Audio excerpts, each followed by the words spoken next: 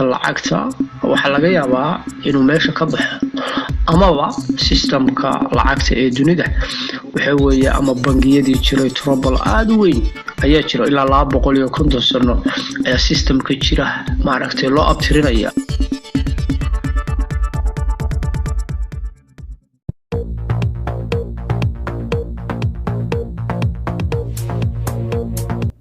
kulan wacan daawadayaal waa mar kale iyo barnaamijka caawiyo dunida barnaamijka waxaan ku qaadaa dhigeena dhanka dhaqaale ganacsi iyo waliba arrimaha horumarineed Soomaaliya ayaa ku yaala bangiyo kala duwan ma yihiin kuwa iyagu ka qayb qaadan kara dhanka horumarineed howlwadeenada iyaguna ma yihiin kuwa markaasina khibradda bangiyada ama horumarineed ay iyagu ka dhameystiran yihiin inkastoo ay jiraan rag markaasina aanan waxyaabahaas aqoontooda aanan lahayn loo magacaabo bangiyada Soomaaliya haddaba si aan arrimahaasi iyo wax badan uga ogaado Cabdi Cali Daakil oo ah aqoon-yahan markaasina ka soo shaqeeyay bangiyada kala duwan iyo sidoo kale haatan uu ka shaqeeyo ama uu ka howlgalo bangiga markaasina ugu weyn ee wadanka Ingiriiska ee loogu magacaabo Citibank khadka telefoonka ayuu igu waramay waayahay ugu horeyn soo dhow Ustaad Cabdi Cali Daakil aqoon-yahankanada khadka telefoonka live news ayaa toos ugu jirtaa waynu kaaga mahadcelinaynaa sida quruxda badan markaas oo aad nooga aqbashay wareysigan in aad nasiiso bal ugu horeyn haddii aan wax ka weydiiyo bangiyada kale ilaa iyo bangiga dhexe iyagu maxay ku kala duwan yihiin taasi ayaan rabnaa inaan wax ka ogaano midda xigtana waxaan rabaa inaan wax ka weydiiyo Soomaaliya laba dawladood ayaa sheegtay in bangi ay ka furanayaan maxay tahay Soomaaliya muhiimadda ay ugu jirto ama faa'iidada markaasna ay ka heli karaan sidoo kale wasaaradda maaliyadda ama xilalka kala duwan ee loo magacaabayo dawladda dhanka maaliyadda iyo waliba dhan walba marka loo eego ma yihiin kuwa markaas khibradooda ay dhameystiran yihiin hore aad baan ku salaamay Maxamed Aweys wariye su'aasha markaad eegto bangiga dhexe ama bangiyada wadanka labay kala yihiin bangiga dhexe ama central bank waa bangiga dalku uu iska leeyahay dawladdu maaragtay gacanteeda maaragtay ku hayso ama ay maamusho waana bangiga dhexe oo wadamada caalamka waxay leeyihiin central bank iyo wadamada central bankiga aan lahayn waxay leeyihiin federal reserves wax leeyahay marka bangiga dhexe waa bangiga dal kasta u qaabilsan inuu lacagta sameeyo inuu maamulo dhaqaalaha wadanka inuu wixii khatar oo dhan uu ka ilaaliyo awoodo aad u badan oo ilaa 12 awoodood ayuu maamulaa waxaa ka mid oo aad iyo aad bangiyada caalamku oo dhan badidoodu ay ka turjumaan central bankiga iyo markaad eegto federal reserves banks intuba waxay ka turjumaan awoodahooda ugu waaweyn ka mid inay isku balance gareeyaan fiscal policy iyo monetary policy siyaasadda kharashaadka dawladdu isticmaalayso iyo siyaasadda lacagaha ama siyaasadda lacagta wadanka marka isaga isku dheeli tira awoodda isaga cid leh iyo wasaarad leh oo kale ma jirto marka bangiga dhexe waa bangiga dhaqaalaha wadanka oo dhan ku haya maaragtay gacanta wax kasta oo khatarana ka ilaaliya Soomaaliya markaad eegto wax yar haddii aan isdul taago Soomaaliya 30 sano waa qasnayd runtii awoodda bangiguna waa maqan tahay bangiga dhexe ma laha awoodihii loogu talagalay ama shaqadii ay ahayd inuu fuliyo waa laga haystaa runtii aniga oon cidna maagaynin laakiin awoodihiisa saad ula socoto bangiga Soomaaliya waxa ka haysta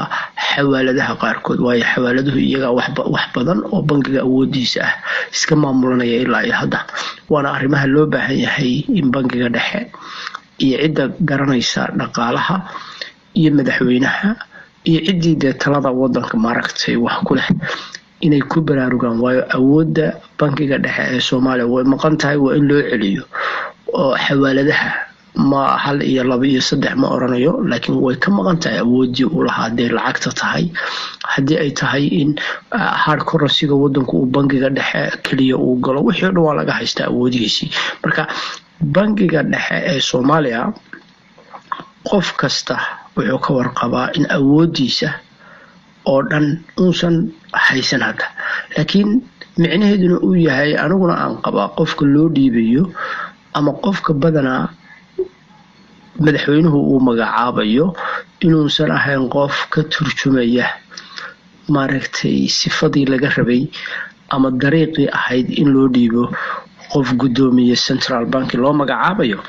oo garanaynin lacagta isbedbedelkeedii ama siyaasadii lacagta, aan garanaynin maaragtay cashuurihii, maaragtay cashuurta wadanka saad ula socoto wasaaradda maaliyaddu ha jaangoyso, laakiin waxay ku xiroodaa dhaqaalaha dowladda oo dhan wuxuu kusoo xiroodaa central bankiga, waana meelaha hadda aad moodaba inay qasan tahay oo wax badan oo balance sheet ah oo ummadda ay u baahnayd inuu bankigu ka hadlo ama uu ka hadlo hogaanka bankiga cidda hogaaminaysa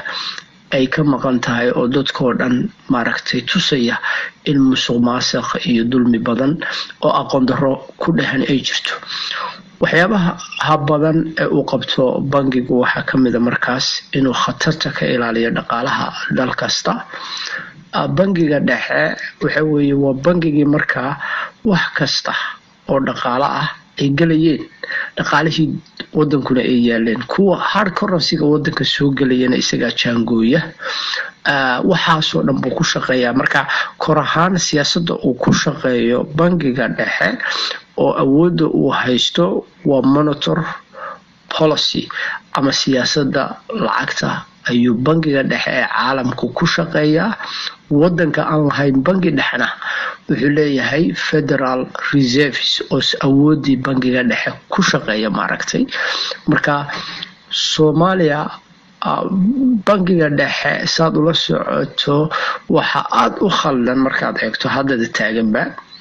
transfer systemka, money transfer systemka caalamka. waayo bankiga sidaynu la wada soconno central bank oo Soomaaliya maaha standard transferka marka la eego aad buu maaragtay u maqan tahay. midda kale oo lala yaabo waxa inuuna bankiga maaragtay una transfer systemka uu ka xidhan yahay oo bankiga uu baan saaran yahay marka la eego Soomaaliya. waxaan marka aad iyo aad ku xasuusinayaa labada banki ee la yiri waxaa laga furayaa Soomaaliya oo Masar iyo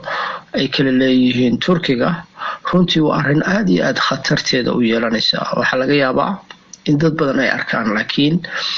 dalka in bangiya laga furo, in ganacsiya laga furo, in laga furo maaragtay wax kasta oo dhaqaalaha qayb ka qaadanaya way fiican tahay, balse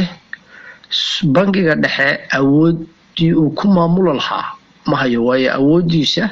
bankiga dhexe waxa weeye rule and regulation of the banking system waa qodob ka mid ah inuu ku shaqeeyo bankiga dhexe. shahaadada uu bixinayo oo uu siiyey waa khatar wey. waayo labada banki ee Soomaaliya imanaya waxay bixinayaan waa loan waaye, waxay bixinayaan ganacsatada loan bay siinayaan, which is waxa ku jirta riba la socoto badan. Soomaaliya ma qabo, waanan ka hadli doonaa iyadoo buuxda. dowladdu ganacsiga wax ma ku yeelan kartaa iyana waa qodob aynu ka hadli doono oo aan faahfaahin doono insha Allah. laakiin bangiyada la furayo waxay ku tusaysaa bankiga dhexe qofka wada ama hogaanka bankigu inuusan aqoon badan u lahayn.